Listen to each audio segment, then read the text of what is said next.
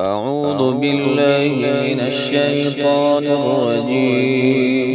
بسم الله الرحمن الرحيم. قلنا اهبطوا منها جميعا فإما يأتينكم مني هدى فمن تبع هداي فلا خوف عليهم ولا هم يحزنون.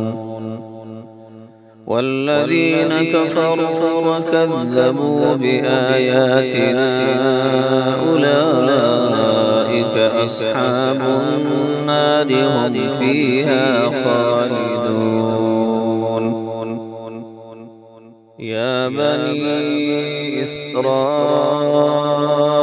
اذكروا نعمتي التي أنعمت عليكم وأوفوا بعهدي أوف بعهدكم وإياي فارهبون. وآمنوا بما أنزلت مصدقا لما معكم